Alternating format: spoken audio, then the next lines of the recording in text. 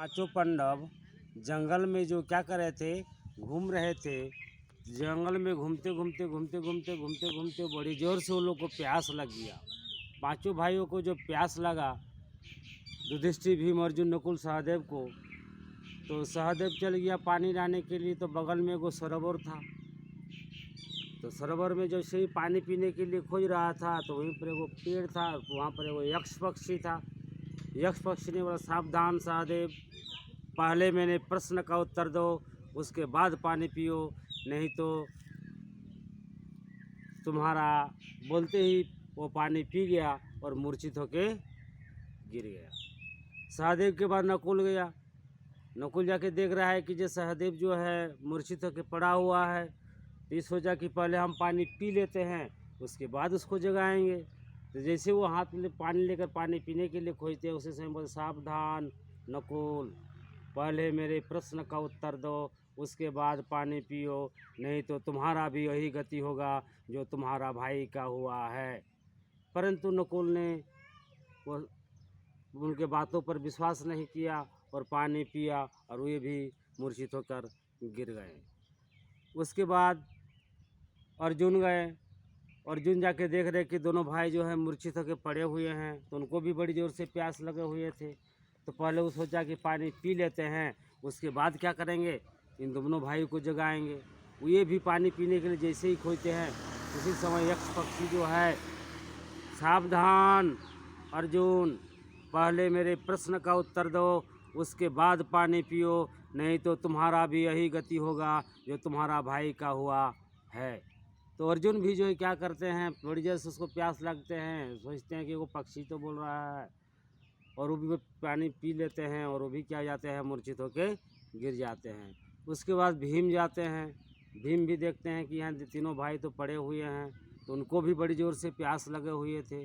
तो ये भी क्या किए, पानी पीने के लिए जैसे सरोवर के सामने गए, ऐसे करके पानी जैसे ही उठाया, वैसे ही यक्ष पक्षी ने जो है बोला, सावधान भीम, पहले मेरे प्रश्न का उत्तर दो, नहीं तो तुम्हारा भी यही गति होगा जो तुम्हारा भाइयों का हुआ है। परंतु भीम भी जो है क्या करते हैं, पानी पी जाते हैं और वो भी मूर्छित होके गिर जाते हैं। लास्ट में युधिष्ठिर का चिंता बढ़ते जाता है कि चारों भाई को भेजे, अभी तक आया नहीं, क्या बात है। तब लास्ट में धर्मराज युधिष्ठिर जी जाते हैं, जाके देखते हैं कि चारों भाई जो मूर्छित पड़े हुए हैं, तो उनको भी बड़ी जोर से प्यास लगे हुए थे। तो ये भी सोचे कि पहले हम पानी पी लेते हैं, उसके बाद हम तीनों भाइयों को जगाएंगे। तो जैसे ही धर्मराज युधिष्ठिर पानी पीने के लिए खोजते हैं, उसी समय यक्ष पक्षी बोलते हैं, सावधान धर्मराज युधिष्ठिर, पहले मेरे प्रश्न का उत्तर दो, नहीं तो तुम्हारा भी यही गति होगा जो तुम्हारा भाइयों का हुआ है। उस समय धर्मराज युधिष्ठिर जो है ऐसे करके जो है कमल हाथ में पानी लिया हुआ रहता है और बोलते हैं, बोलिए। उसी समय यक्ष पक्षी ने जो है धर्मराज युधिष्ठिर को जो है कुछ प्रश्न किए थे। पहला प्रश्न हम बता रहे हैं, एक प्रश्न था, किम वार्ता, समाचार क्या है।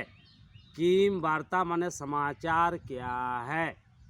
तो इसका उत्तर जो है धर्मराज युधिष्ठिर जी देते हुए बताए थे कि संसार रूपी कड़ाह, संसार को आप कड़ाह मान लीजिए, संसार रूपी कड़ाह, सूर्य रूपी अग्नि, मासो ऋतु रूपी कलछू, और काल मनुष्य को पकाता।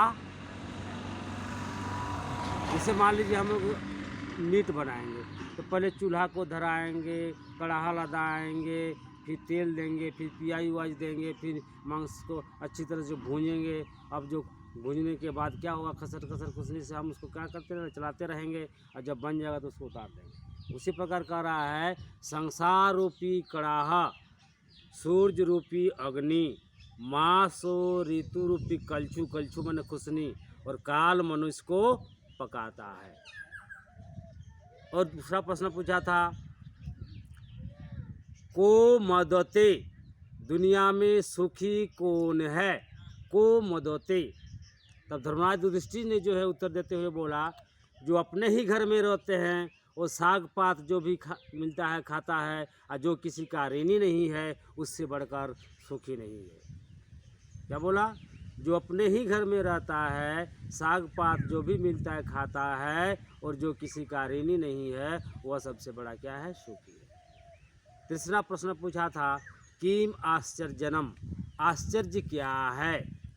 प्रतिदिन हम लोगों को मरते हुए देख रहे हैं, अपने आँखों से देख रहे हैं, मुर्दा को जला भी रहे हैं, और हम ये भी जानते हैं कि एक दिन हम भी मरेंगे, लेकिन आत्मा में चिंता नहीं सताता है। इससे बढ़कर आश्चर्य नहीं है।